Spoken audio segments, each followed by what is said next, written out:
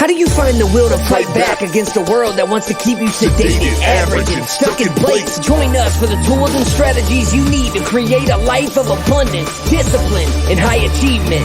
This is the Tactical Empire with Jeff Smith.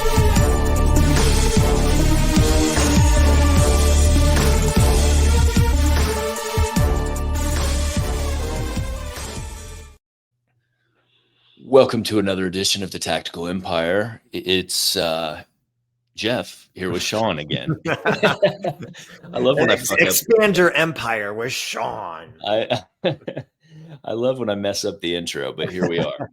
How's it going, man? A couple of coffees deep. I don't have any liquids in my room. I got a raspy voice. I need a liquid, and I forgot to bring it. So let's just talk more. Make it worse today. You can't do that. You can't do that. No, man. How are things? How are you? Good, man. I am juggling a bunch of stuff, trying to get everything done, trying to raise some capital and get this storage thing going. That thing's got me a little stressed out at this point. I need it to run. I need it to go. Sure. Get moving. Yep. You're the one leading the chariot on it, right?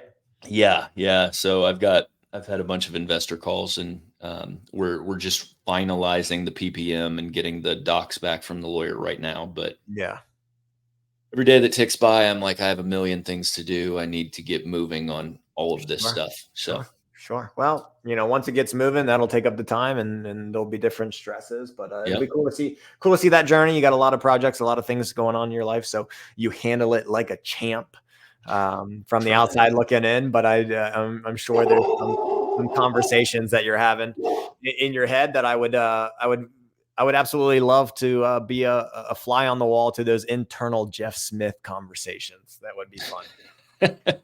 One of our friends on Facebook posted the other day is like, if every one of your thoughts was broadcast on Facebook, and I was like, oh my goodness, we'd really know who people were then. Yeah, no doubt, right? Yeah, no doubt. On with it. That would be frightening. Talking about Facebook, I made a post the other day that we might be able to riff on. I think we just had a recent episode on freedom and how we define freedom, but we do want to help people make a metric ton of money. And so one post I post about money often, finances often, financial thoughts, different things, just trying to challenge people in the way that they think about money in their life. And I made a post the other day, and it was like, income can make you rich. Savings can make you secure. Ownership can make you wealthy. And it was ownership of what? Ownership of businesses and real estate. I think we challenge those aren't the only two, but in the United States of America, those are basically the main two: ownership of businesses, ownership of real estate. And notice the word that I said in those sentences was can. Income can make you rich. Savings can make you secure. Ownership can make you wealthy.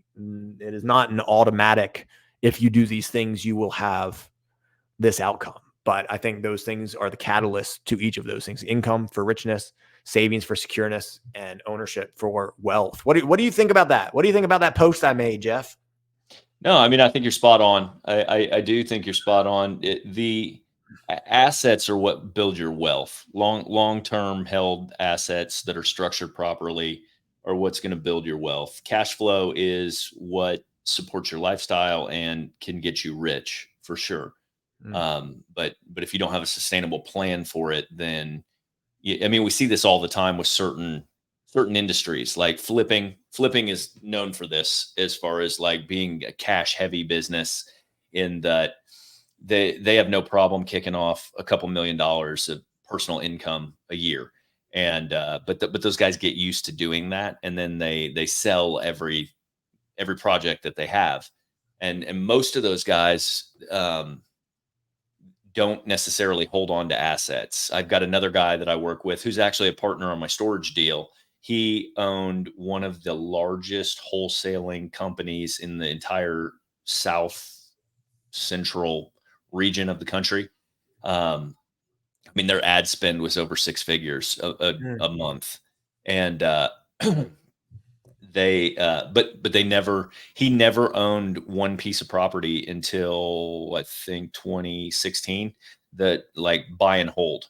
And I mean, he made a load of money income wise because they were wholesaling and turning and turning and turning and turning, but they weren't buying and holding, and they weren't actually building true wealth. He had a big income, but he wasn't necessarily, like, when you do that, you have to continue to keep going out and hunting Yeah, yeah. every day. And like that is the realization that people need to have sooner than later. I mean, I talk about it all the time with regards to, like, when you get your dollar, can you make that dollar work for you and pay you again?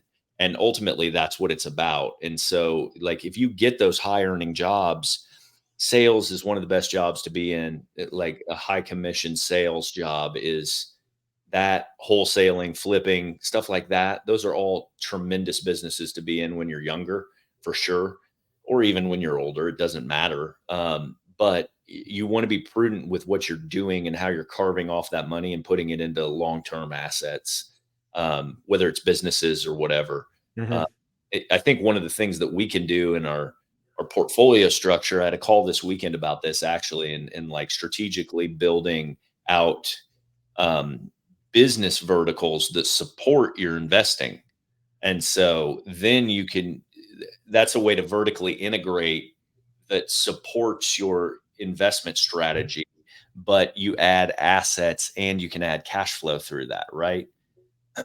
Like, a Mhm. simple way is to source deals or bring a realtor into your family, like have your wife become a realtor or Yeah, whatever. yeah. Right? Then you get the back end of the MLS. You can source deals faster. You can do different things. It's also a profession for them if they want to do it, but that can manifest itself into like your own brokerage, a variety of different things. That's not what I was looking at doing, full transparency, but like Yeah. that is one thing that you can do. Oh, I've Um, looked at getting my real estate license just because of the properties I send to other agents to sell to my friends, and I'm like, what the fuck? Or I own a large commercial building. If I right. decide, again, that is my long term hold strategy, but shit, who's to say in a couple years if someone sends, an offer my way that is multiple millions of dollars that could change my life. I know what the commission line on the agent payout on that's going to be. So, okay, let me go past this test and I'll retain, I'll retain that percentage. But don't want to fall down that topic today, but it does come back to, if you are, whether you're a business owner or any of the other 99% of people in the world that have to work to earn money, your goal, in my opinion, if you're trying to do anything with money, is to obviously drive income. You have to drive money to flow towards you. Now, the entities and the vehicles that you use for that will be different for everybody, but yours, if you're an employee, it's going to be through adding value to your company. I think it's very, very would be a positive move for even employees to view their job as an entrepreneur. We talk about entrepreneurialism. What are the principles? What are the skills that entrepreneurs use to add value to their company? Even if you work for a company that's not yours, you can add value. So increase your skill set to drive income up. The income is the thing that can get you the downstream things, the richness, which is maybe a materialistic view of someone's life. Are they a rich person? We are speaking just strictly financial here. I'm not talking about the people that are happy just living the way they are. That's not what we're talking about here. We're talking about money. But the income is going to drive the richness. Your savings is going to drive your security. I have this money. I can see this money. It is a secure set of money. This is what allows me to sleep well at night. This is what allows me to be able to have time to go sort and vet some deals to hopefully buy and have ownership of something that will create long-term wealth in my life. Again, wealth from a financial point of view, not going to pull in any other aspects of someone's life to define wealth here. But, one thing that I want people to do is bring this full circle. And it's like, if wealth creates ownership, how can I take ownership of my life to generate step number one, income and the richness? So, let's just talk to the masses. Like, should people, before they go and again, it's contextual, so I apologize for this question, Jeff, but should people be thinking about wealth if they aren't, in their own personal opinion, secure or rich? Like, what should they be focusing on? Like, talk to the people. Increasing your cash flow is what you should be focused on immediately. Like, ultimately that's what it's all about. Expanding your cash flow and your actual take home. Like, that's why we teach the cash flow index. Like, That's also why I teach like investing before you get out of debt, because time under tension matters when it comes to investments, right? And it's about delayed gratification when it comes to your businesses and your assets and things like that. Like one of the number one lines I was texting one of my mentors, Sammy Knight, this weekend, because one of the things he says to me is that the money belongs to the business, it does not belong to you. And he's told me that for years, and that particular saying had never crossed my ears until about 3 or 4 years ago when I met him. And but it's really something to process. The money belongs to the business, it does not belong to you. And if you view it as that always and forever, that means that you're delaying gratification to foundationally solidify your business before it starts rewarding you. So you're planting those seeds to grow a very fertile crop before you harvest them, correct? You understand what I'm saying? Yeah. And if you view your portfolio that way as well, that it needs plenty of capital allowances to be like buttressed it up against catastrophes, and it's got its own savings account and everything else like that. If you view all the things you do in life like that, you'll have a solid financial foundation no matter what. And but I mean, if you're not there and you're not focused on like necessarily investing, you should look for ways to increase your cash flow. And I think we talked about that on the last call, but like there's more hours in the day than you're utilizing. There's never been a time that's better ever in history to make money in a short period of time from your own home. Boom. Right? You don't even have to fucking go out and buy a lawnmower and go door to door anymore. Like you can just sit on your computer and spend 2 hours a day doing something for someone else. Now, all those tedious jobs are probably going to go away because of AI. So like there's a window of opportunity where you can do shit and make an extra $40 in a day or something like that. Now that's not life-changing, right? But $200 in a week is a decent amount, $800 in a month, and you can get yourself out of credit card debt or whatever. I don't know who I'm speaking to here, but like if that is a start, right? And once you start that, and if you get yourself, like we have no disposable income right now. Okay, now you've just generated $800 a month, which is not substantial. It's $9,600 a year.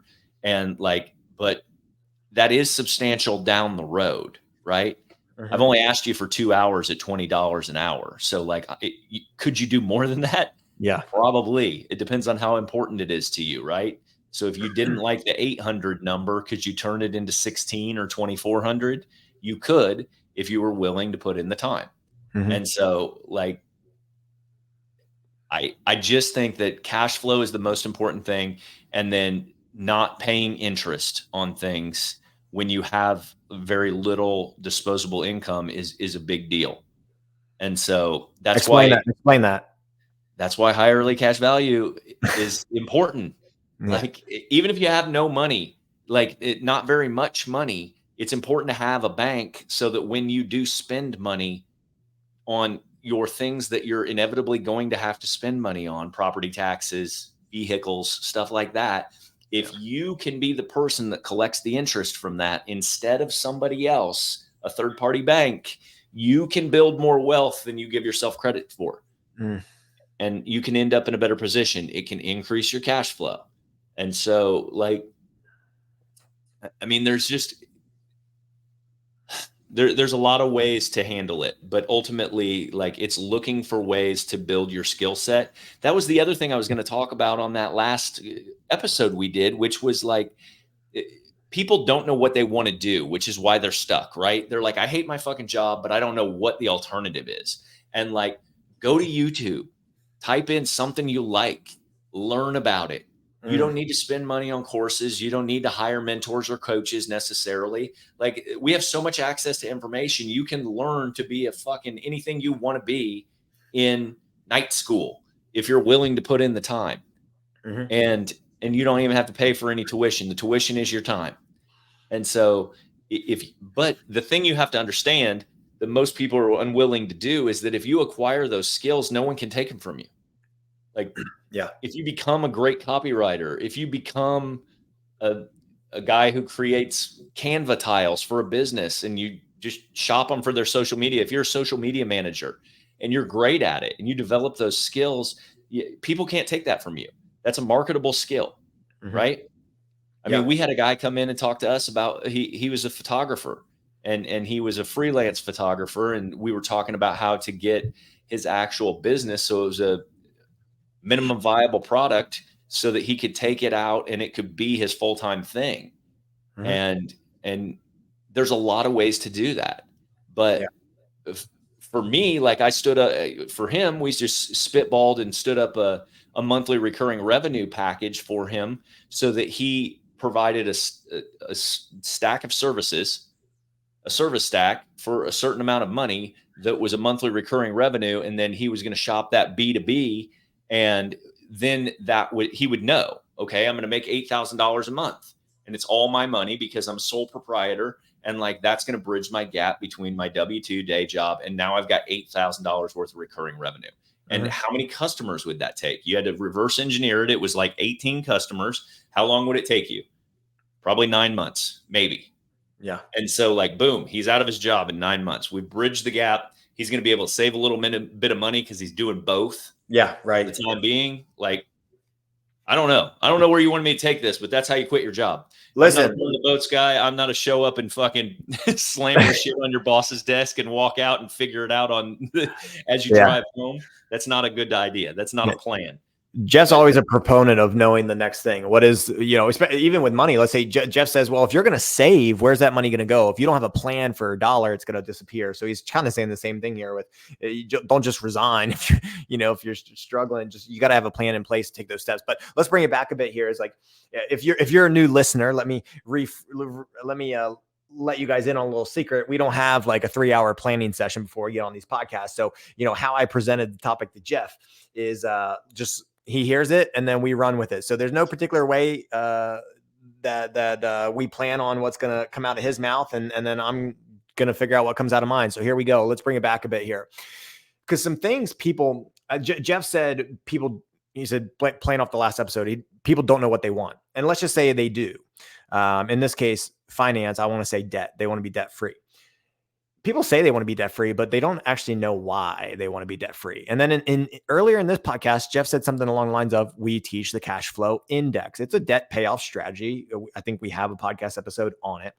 And he comes at the cash flow index as a way to pay off debt to open up more cash flow, AKA bring more money, have more money available on a monthly basis in your life. That is a debt payoff strategy.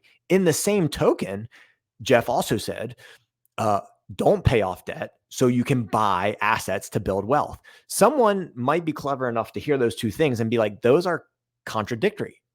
I'm going to pay off debt to bring more money into my life, but I'm not going to pay off debt so I can buy assets to bring more money into my life. That's why being in a group, so we can actually add that context of your individual life via your individual goals. If you're telling us and yourself the truth on what you want, we can explain the why behind the methods. I got an email today from, it's an app. There's a paid version. I used to have the paid version, but it was overwhelming. It's an app that you connect to your Kindle and it emails you every day, like 5 highlights from all the books that are in your Kindle. And now I don't have the paid version, but every maybe 2 to 3 months, they'll send me an email, with 5 highlights from my Kindle.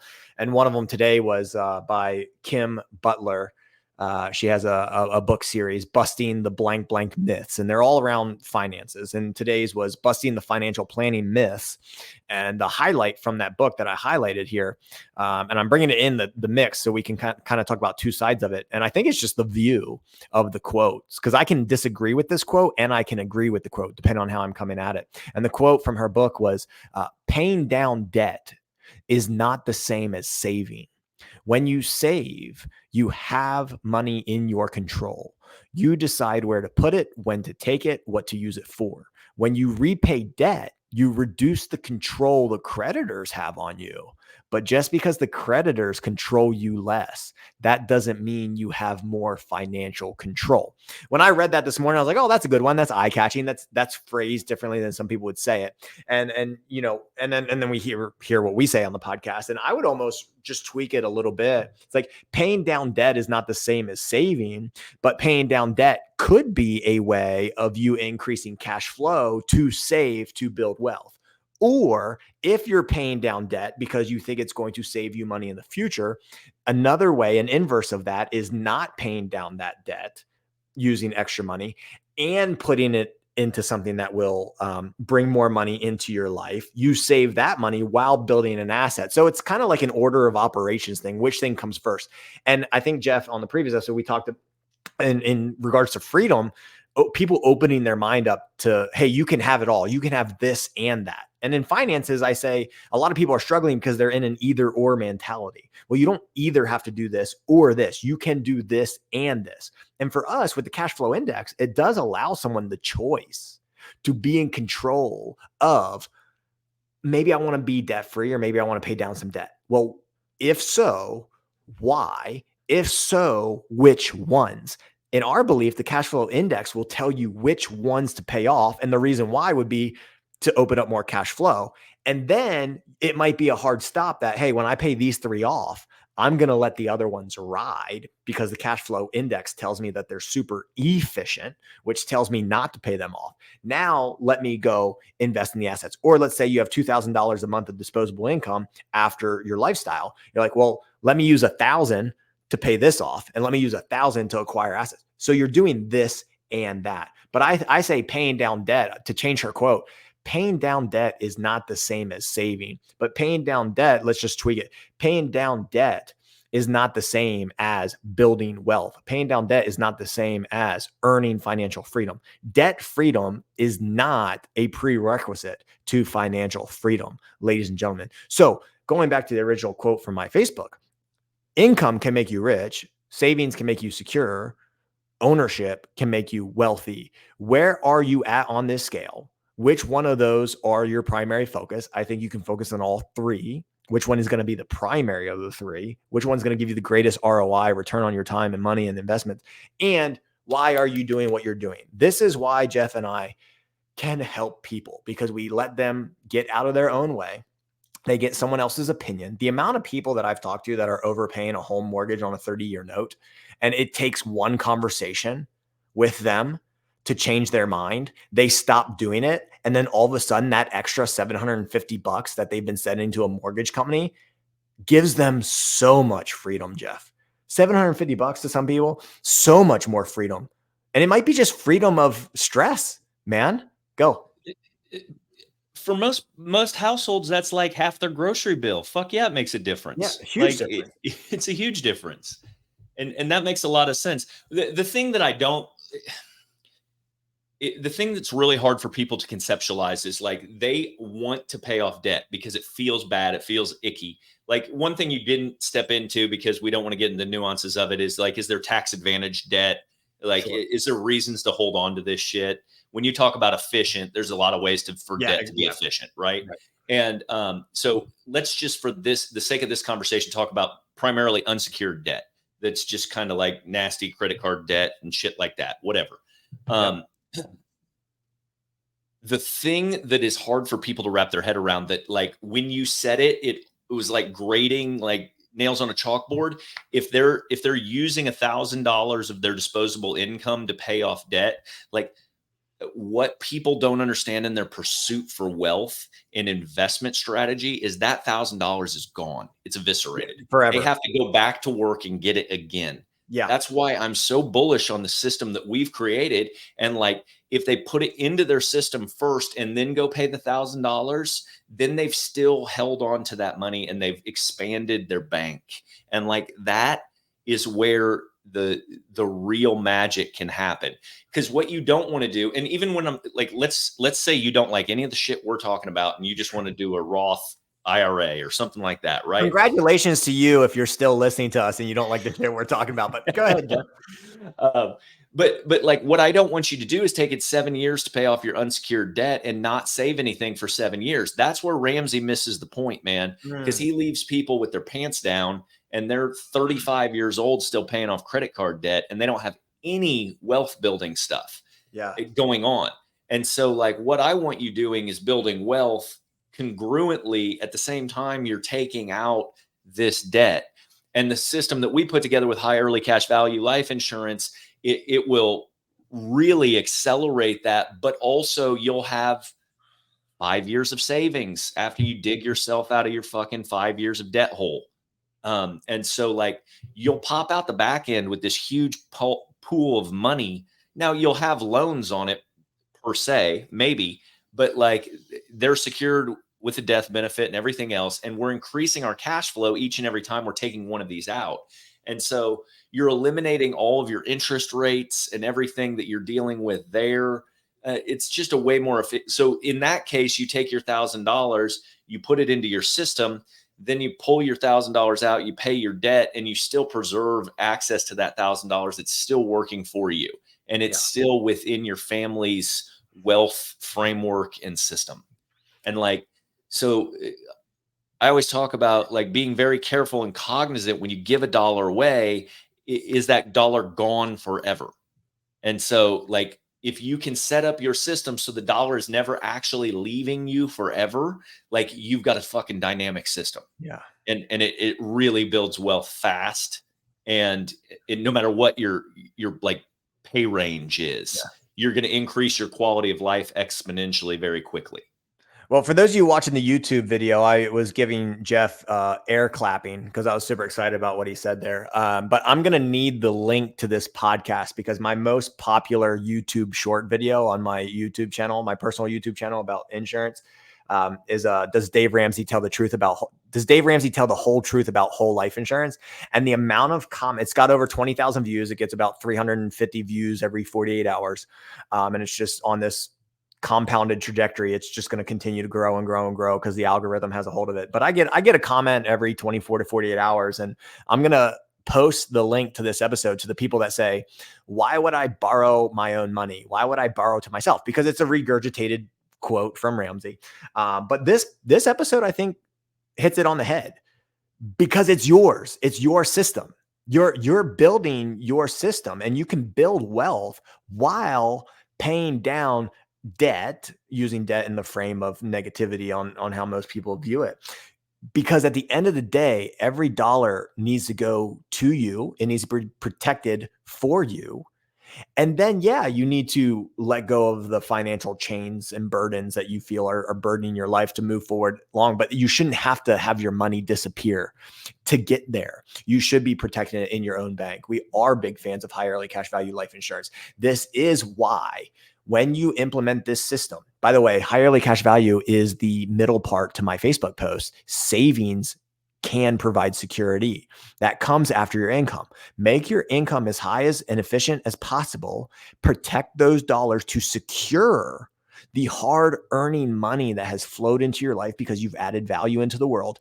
And then decide, based on what your definition of ownership and how you want to build wealth, what to do with the secured money inside of life insurance policy. And it probably looks like borrowing from your policies, and borrowing allows your money to continue to grow.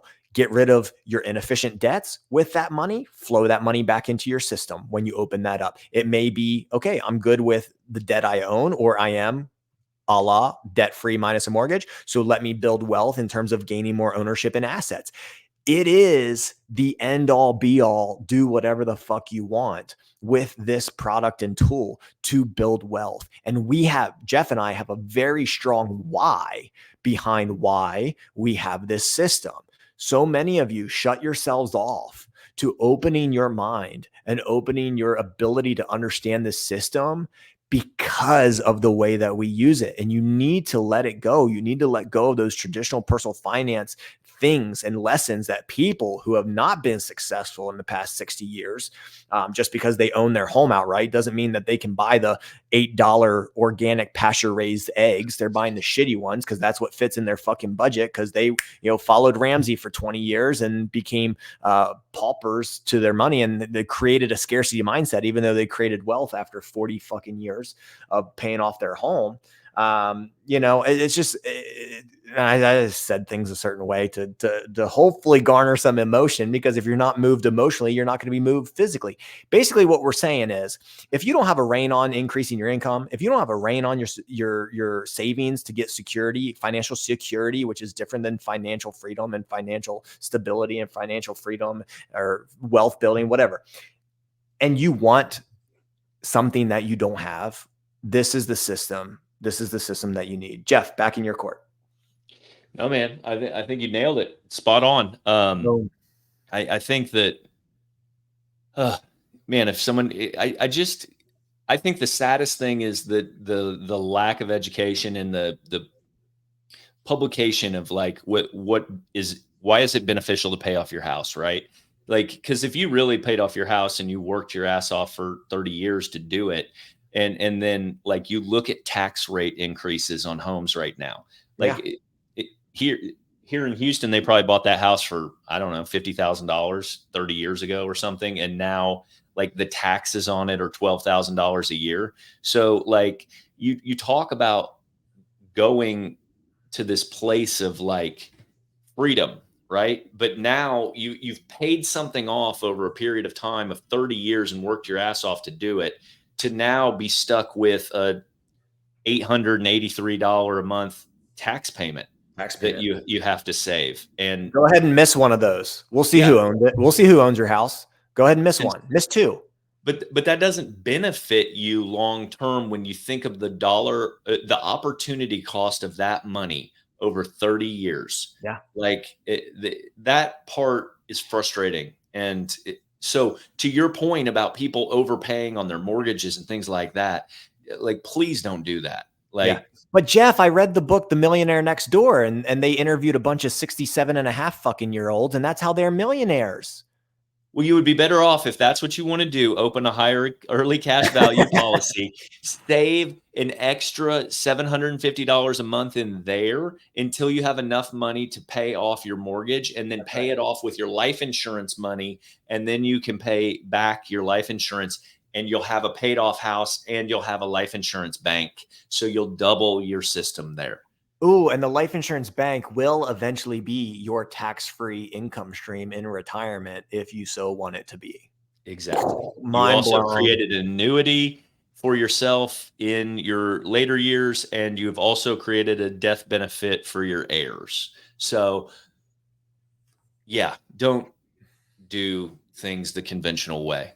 Well, Jeff, I apologize if I'm going to pop the balloon of this podcast. We're 32 minutes deep. We had no idea how far we'd take this one based on a 10-word Facebook post I made last week. But I absolutely love the fucking topic. I think this one's going to be a good one. This is going to be a highly valuable episode that I can copy and paste a link to and send to plenty of people, not just the commenters on my YouTube short video. Yeah, I mean, I think that this is just healthy. So open your mind, like Sean said. I mean, just be open-minded and educate yourself. And like, I'm not saying my way is the best way for everybody. I'm just saying it is a way that you should challenge yourself to poke holes in and look at. Because I'm making my money work for me 2 or 3 different times, 2 or 3 different ways at a time. And you can still accomplish all your goals. If a paid off house is what you want, that's what I'm saying. Like, you and your wife should just focus on plowing money into these policies until you can pay off your house, or get an all-in-one mortgage. Like, for God's sakes, like, hit me up, send me a DM. I'll connect you with the guys for all-in-one mortgages. Like, if you want to pay your house off, there's no better way to do it than that, because that is the fastest way to pay off your house. And then you have access to the cash still. So I don't know. That just, once again, it's unconventional. So like, don't take your Fannie Mae 30-year note from Bank of America and pay that off. There's Right. much better ways to optimize what you're doing if you're like an aggressive saver and that's what's important to you. I Like, think Jeff, so go ahead. go ahead. No. I think you said something there that I've never heard in this realm of financial talk. It was like, this is a healthy conversation. Like, yeah, we're probably saying things that challenge your financial mind, and that's okay. But like, it's healthy to talk about these things. I think people are just shy away from the financial talk, so we're here to open that up. But I like that you said it was healthy. It is healthy. It is healthy to challenge the way that the norm is in this country. Because let's be honest, the norm in our country is not very good right now. The average person's not doing well. Those people who took on a 15-year mortgage, 7 years ago. Took advantage of low rates. So kudos to you. They got a 15 and got a little bit lower rate than the 30, but they took that little higher payment because they wanted their house paid off in 15 years, and they've been overpaying for the past 7. Well, when the economy has minimum 8% inflation and they're trying to live and maintain the same lifestyle, where's that money coming from? Your income, just if you're working for a company, your income probably didn't increase at the rate of inflation. So every dollar, let's just bring it back. Every dollar you send to someone else, every dollar you send to a creditor, it may not be benefiting you in the way that you think it's benefiting you, especially if shit gets a little bit worse than it is right now for most people in this country. And then when we talk about awareness and like really understanding like your thought process and digging deep on yourself and doing all that personal work, I want you to think about when you give up that money and it goes away and it's 1 for 1 and it's gone, like you really need to associate that to the time necessary to get that again. So like if I give up $1,000, how much of my life do I have to give up to go get that $1,000 again? Let's say your hourly rate is $250 or something like that, and you're in a good decent position, right? $250 an hour is a great wage, right? Right. But like if you give up that $1,000 and you just toss it one time and it's gone, like you've got to go give up 4 hours of your life to get it again. And so the more cognizant we can be about the exchange rate with regards to like the finite amount of time that we have here, it should motivate you to think a little differently and be a little more open-minded to optimizing your money so that you can buy back your time ultimately. Yeah. Well, how dare you, Jeff, say $250 an hour? Maybe this is inappropriate, but I saw an Instagram video of someone talking to a lady on the corner of the street, and her services were $3. She'd have to work a lot of $3 services to make up that $250, if you know where I'm going with that one. So I don't want to know what someone charging $3 for services is even all about. There's plenty of that in Houston in there. Guys, just use the numbers that work for your life, guys. Drop a 0, add a 0, but the principles stay the same. The lessons stay the same. Keep more money flowing into your life. Keep that money in your life. Create your system. We have a system. It's called the cash flow system. It's our foundation to building the 7 levels of financial freedom inside of the Tactical Empire's inner circle. Jeff, to be fair, the only reason I used $250 wasn't because I'm completely out of touch. It's just because I'm slow with math. It went straight into $1,000. It's great. It's awesome, man. That's awesome. Hey, I was a high school teacher making $35,000 a year before taxes. So if I heard that back in the day, I'd be like, oh, what a fucking entitled piece of shit. So let's call it $10 an hour, and it takes you 100 hours to get it back. Now. Awesome, man. Yeah. Keep the money in your life. Create your system. That's what we teach. That's what we preach. You don't have to be a successful entrepreneur to get there, guys. Ladies and gentlemen, everyone here listening is earning money. We want you to keep that money. We want you to put that money in a place that's going to serve you, not just today, but forever. And there are better returns on your money than sometimes paying down a debt. Okay. Keep the money in your system. Let's go.